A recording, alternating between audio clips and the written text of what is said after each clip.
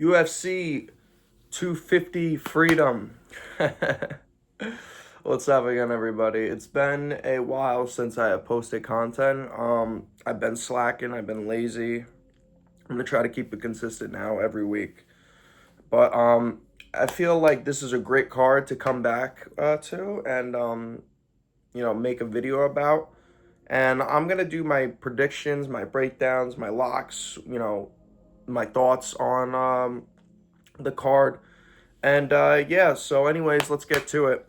Um, I actually had just wrapped up the press conference, and Josh Hogan is a troll. A lot of people don't like Josh Hogan, but I actually do like Josh Hogan. I think Josh Hogan is a character. I think he made that press conference what it was.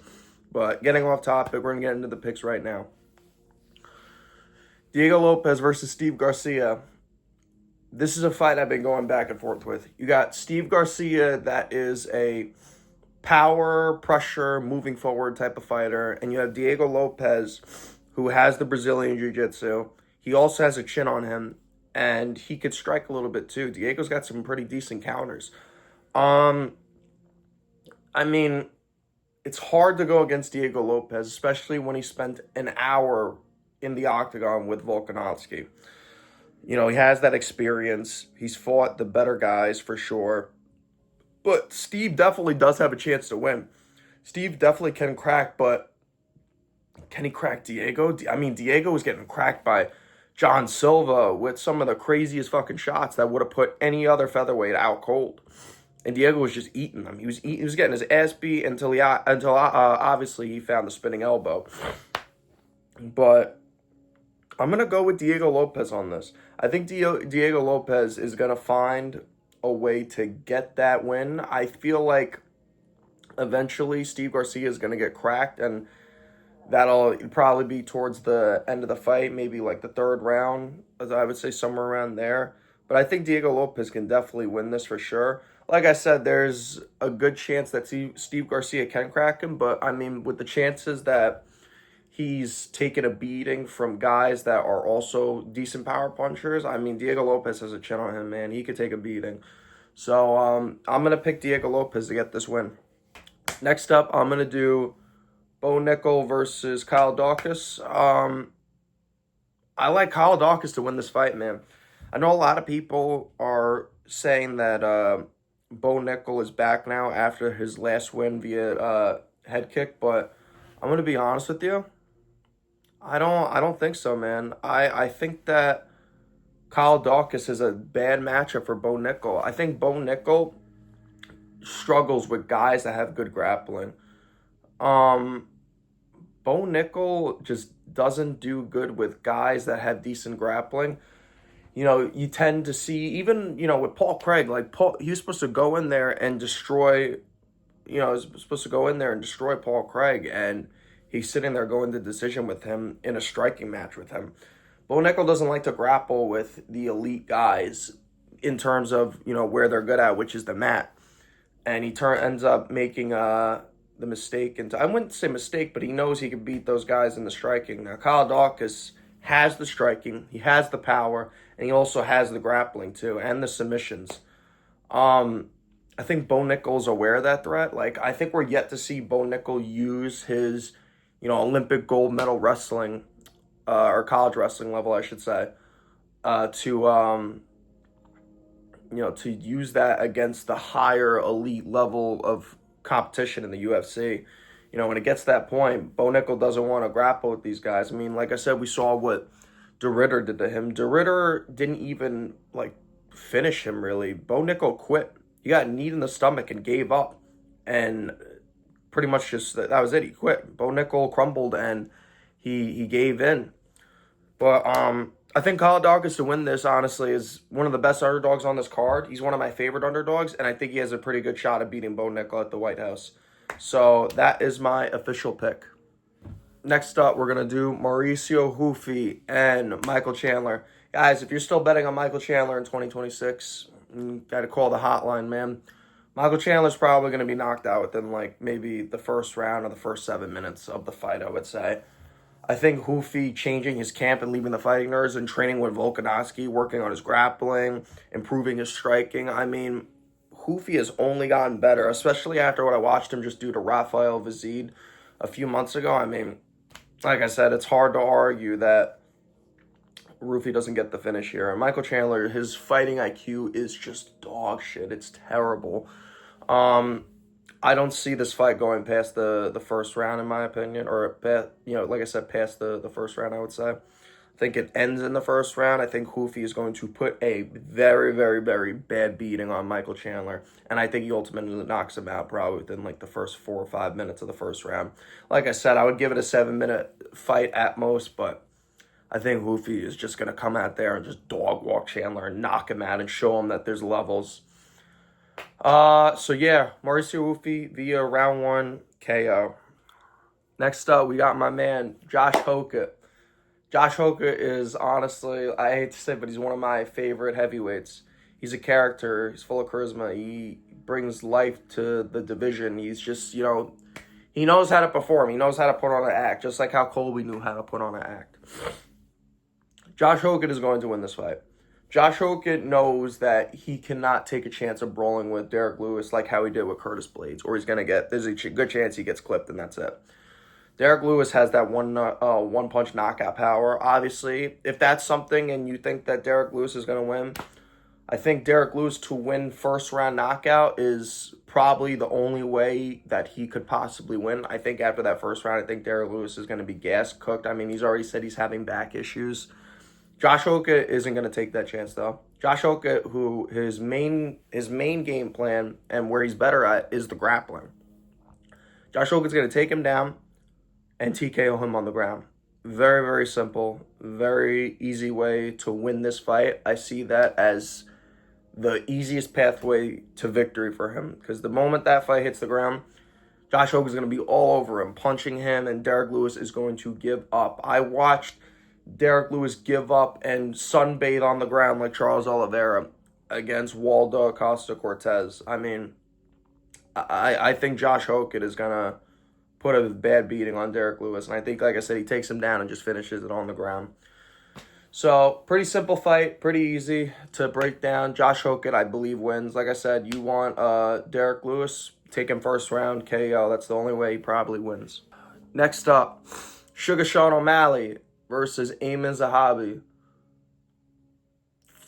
I've been going back and forth this one too. Listen, I know that Sean O'Malley has fought the better people. He's fought the who's who. Aiemann Zahabi, though, like I said, he's a dog. And I wouldn't count him out. Like I said, he showed a great performance against Aldo. And he honestly in that fight, like, he came back after being hurt badly, bro. And the thing with Zahabi is Zahabi has been hurt in, I think, his last 3 fights, and he still has come back to win them. Sean O'Malley, Aiemann Zahabi knows that Sean O'Malley's weakness is the grappling. And Aiemann Zahabi's got GSP in his corner. He's been training with GSP.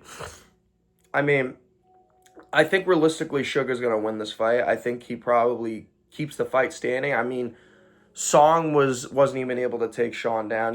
Sean had great takedown defense that fight, and he was able to keep the fight standing. And like I said, got his way to the decision. But I think Sean O'Malley is due for a KO. And I don't think Sean O'Malley's had a KO since the Aljo fight. That was his last KO, and that was in 23 or 22. I'm pretty sure. But I think that Sean O'Malley is gonna probably finish Aiemann Zahabi. I think that chin is finally going to get cracked by someone that has the power, has the precision, and has the speed and the striking accuracy and striking IQ. I think Sean O'Malley is going to put him out, and I think he puts him out bad.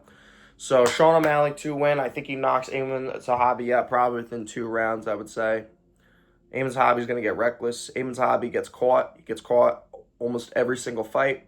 Got caught in his last 3 fights, and with someone like Sean O'Malley, he's going to finish you if he catches you. He's going for the finish. Sean O'Malley to win via KO. On to the co-main event. Shama Alex Pereira versus Ciryl Gane. Guys, this is a fight I've been going back and forth with. Like, I couldn't even decide who to pick for this one. for the longest time. I've been going back and forth with this. I'm going to be honest with you, it's a 50-50 fight. It can go either way. I'm picking Alex Pereira to win this fight, though. And why I'm picking Alex Pereira? Multiple reasons. Obviously, in my opinion, I think he's one of the best I think he's a top 3 kickboxer in the UFC of all time. Easily. I mean, that's probably not even up for debate. He's seen guys like Ciryl Gane.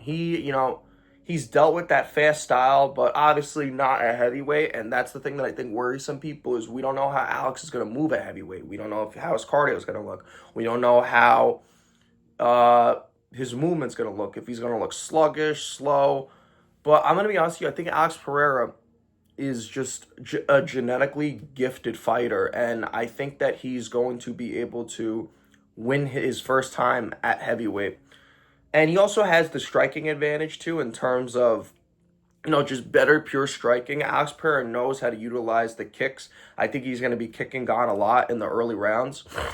And I'm going to be honest with you, I think Ciryl Gane will win the first few rounds. I'm not going to lie. Like, Ciryl Gane is a cat and mouse fighter. Like, he knows how to just pick, pop, and kind of just play the cat and mouse game. He knows to just hit him, back away, get out of the pocket, not to stay in range with Alex Pereira for a chance for him to land that left hook.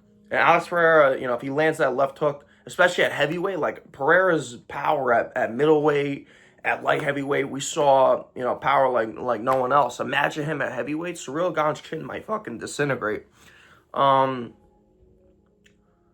But it's like, again, you also got to look at the competition, too. I mean, look at the guys that Alex Pereira has fought. Alex Pereira has fought Yuri Prochazka, Ankalaev. I wouldn't even say Jamal Hill was good for his time. Khalil Roundtree. I mean, those are better than Ciryl Gane's last 2 or 3 wins. I mean, who are his last 2 wins? I mean, the last time he had the eye poke, the no contest with Tom Aspinall, he beat up on Sergey Spivak, who is nowhere near the level of any of those guys that I named before that Alex fought, and a washed up 7-loss win streak, hasn't won since I was in high school, Tai Tuivasa. Fucking fat, chubby McFatfuck Tai Tuivasa, bro. Like, come on, bro. I mean, the competition level of the guys that Ciryl Gane fought compared to Alex, I just don't even think is close. I mean, arguably, you could say Francis Ngannou, because in my opinion, I still think to this day Francis Ngannou would be the best heavyweight in the world. Still, I still think he is now, even not being in the UFC. I think if he were to come back, he would be champion. But Alex Pereira has the experience. He's fought the better guys than Ciryl Gane, in my opinion. I think that, like I said, the style that Ciryl Gane brings, Alex has seen it before plenty of times. I mean, like I said, he was a Glory kickboxing champion, so he knows how to deal with those fast guys. I mean, even Izzy, look how fast Izzy was. And he ended up clipping him. Clipped him in the end of the 5th round.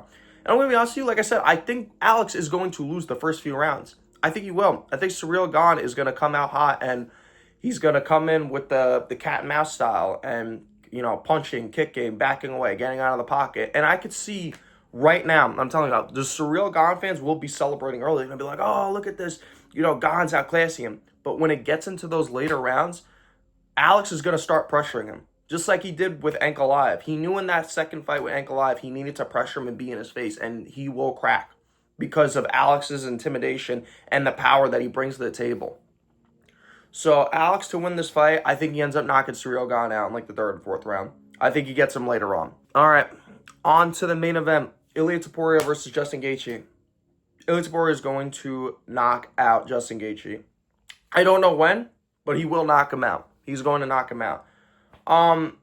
Obviously, I'm not sleeping on Justin Gaethje. I know, I glazed Topuria is one of my favorite fighters, but I'm aware of what Justin Gaethje brings to the table. I'm aware that Justin Gaethje has the power. He has the experience. He's fought the who's who.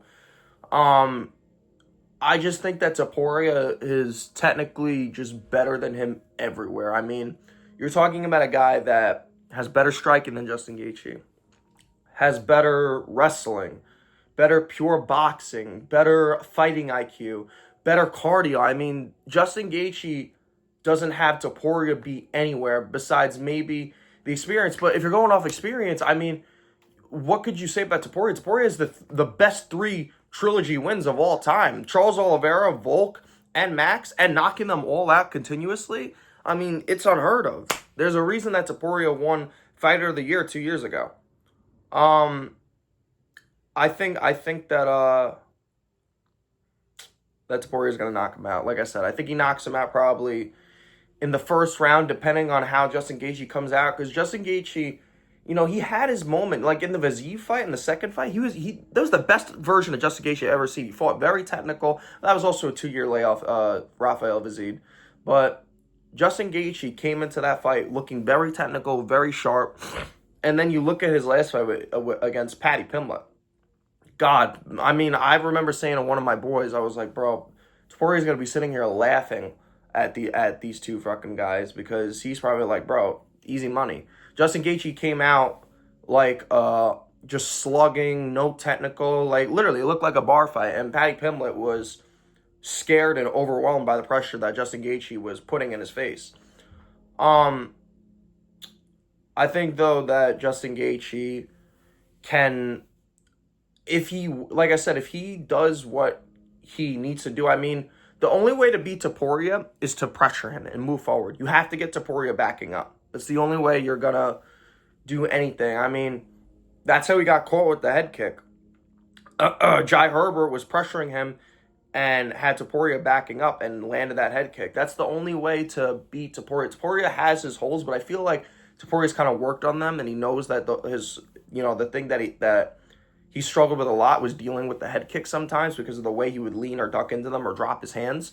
But I think he's definitely cleaned that up, because Volk came out that same game plan, got knocked out. Max did the same thing. They all tried to do the head kicks, and they didn't work on him. But yeah, guys, I think Topuria is going to knock him out. I think he sleeps him probably in the first 2 minutes of the first round, and I think he knocks out Justin Gaethje. And I think that him and Alex will both justify themselves into the top 10 after this fight, and after they both knock their opponents out. I mean, Alex will be top 10, and Topuria, I think, is a top 5. But yeah, I mean, that's my predictions, guys. I hope you guys liked the video. I hope you guys enjoyed it. And yeah, just stay tuned. I hope you guys enjoyed the card, and I will see you guys in the next video. Later, everybody.